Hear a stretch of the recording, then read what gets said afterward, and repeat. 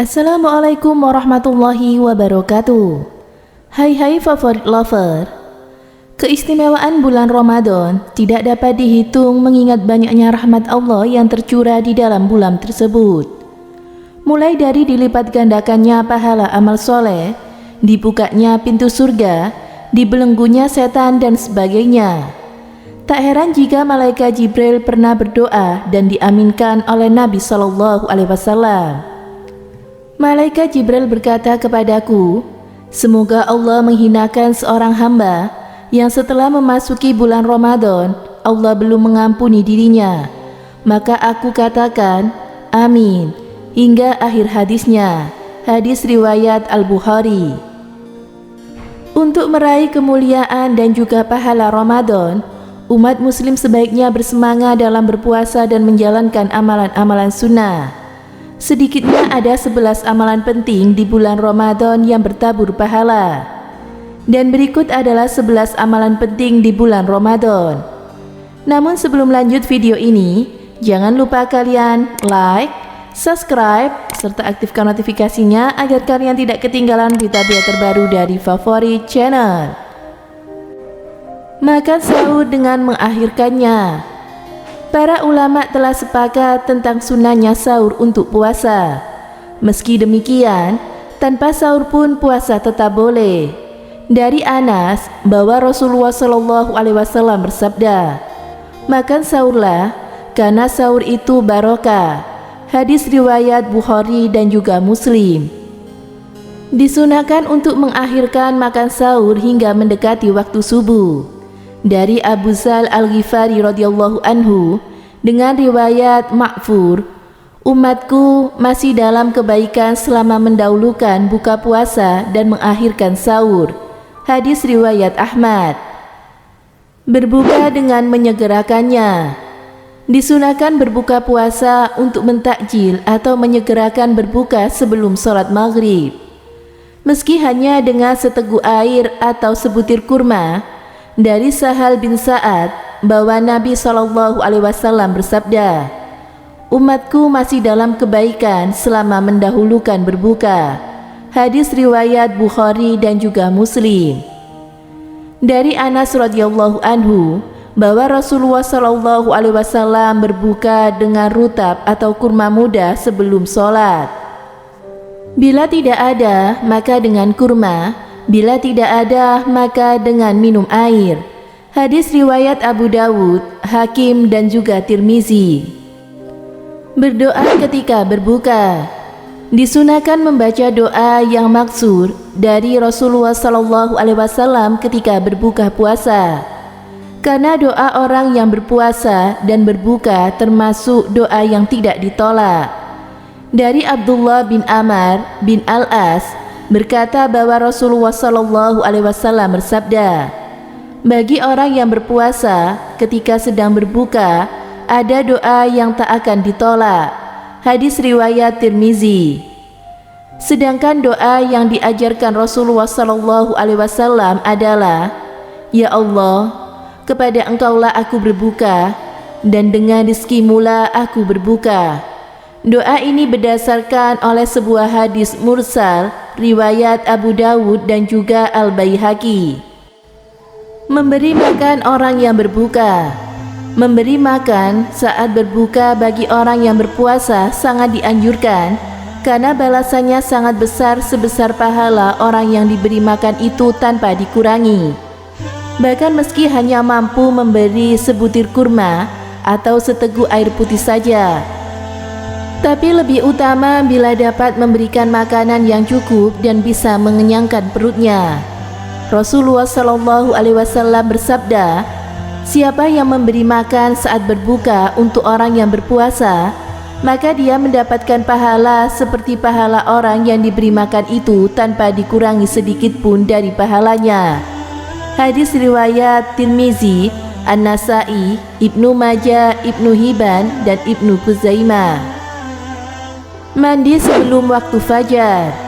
Disunahkan untuk mandi baik dari janabat, haid, nifas sebelum masuk waktu fajar agar berada dalam kondisi suci saat melakukan puasa dan terlepas dari khilaf.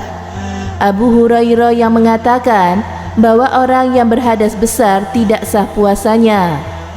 Meski demikian, menurut jumhur ulama, apalagi seorang yang sedang mengalami junub dan belum sempat mandi, padahal waktu subuh sudah masuk, maka puasanya sah. Namun hadis ini ditafsirkan bahwa yang dimaksud dengan junub adalah seseorang yang meneruskan jima setelah masuk waktu subuh. Rasulullah SAW pernah masuk waktu subuh dalam keadaan junub karena jima, bukan karena mimpi. Kemudian beliau mandi dan berpuasa. Hadis riwayat muttafaq alaihi. Menjaga lidah dan anggota tubuh. Amalan penting lainnya yaitu meninggalkan perkataan kotor dan keji, serta perkataan yang membawa kepada kefasikan dan juga kejahatan. Termasuk di dalamnya adalah menggibah atau menggunjing, namimah atau mengadu domba, dusta dan juga kebohongan. Meskipun tidak sampai membatalkan puasa, namun pahalanya hilang di sisi Allah Subhanahu wa Ta'ala. Sedangkan perbuatan itu sendiri hukumnya haram, baik dalam bulan Ramadan atau di luar bulan Ramadan. Dari Abu Hurairah radhiyallahu anhu bahwa Rasulullah SAW bersabda, siapa yang tidak meninggalkan perkataan kotor dan perbuatannya, maka Allah tidak butuh dia untuk meninggalkan makan dan minumnya atau puasa. Hadis riwayat Bukhari dan Abu Dawud. Apabila kamu berpuasa, maka jangan berkata keji dan juga kotor. Bila ada orang yang mencacinya atau memeranginya, maka hendaklah dia berkata, sungguh aku sedang berpuasa. Tetapi bila sedang puasa sunnah, maka tidak perlu mengatakan sedang berpuasa agar tidak menjadi riya. Cukup menahan diri dan mengatakannya di dalam hati. Meninggalkan nafsu dan juga syahwat. Meninggalkan nafsu seperti bercumbu antara suami istri sebaiknya ditinggalkan. Sekalipun tidak keluar mani atau tidak melakukan hubungan seksual, sebaiknya ditinggalkan untuk mendapatkan keutamaan puasa. Ada nafsu dan juga syahwat tertentu yang tidak sampai membatalkan puasa, seperti menikmati wewangian, melihat sesuatu yang menyenangkan dan juga halal, mendengarkan dan juga meraba. Meski pada dasarnya tidak membatalkan puasa selama dalam koridor syar'i, namun disunahkan untuk meninggalkannya. Memperbanyak sedekah. Termasuk di antara amalan penting di bulan Ramadan adalah memberi keluasan belanja pada keluarga, berbuat ihsan kepada famili dan kerabat, serta memperbanyak sedekah. Rasulullah SAW yang sangat murah dengan sumbangan, dan saat beliau paling murah adalah di bulan Ramadan saat beliau bertemu dengan malaikat Jibril. Hadis riwayat Bukhari dan juga Muslim. Menyibukkan diri dengan ilmu dan juga tilawah. Disunahkan memperbanyak dan mendalami ilmu serta membaca Al-Quran, sholawat pada Nabi dan juga dzikir, baik pada siang hari ataupun malam hari, tergantung luangnya waktu untuk melakukannya. Dasarnya adalah hadis sahih. Malaikat Jibril mendatangi Rasulullah SAW pada tiap malam bulan Ramadan dan mengajarkannya Al-Quran. Hadis riwayat Bukhari dan juga Muslim. Beriktikaf. Disunahkan beriktikaf terutama pada 10 hari terakhir bulan Ramadan. Salah satunya adalah untuk mendapatkan pahala Lailatul Qadar, yang menurut Rasulullah SAW ada malam-malam 10 terakhir bulan Ramadan. Sayyidah Aisyah radhiyallahu anha berkata, bila telah memasuki 10 malam terakhir bulan Ramadan, Nabi menghidupkan malam, membangunkan keluarganya atau istrinya, dan meninggalkan istrinya, tidak berhubungan suami istri. Hadis riwayat Bukhari dan juga Muslim.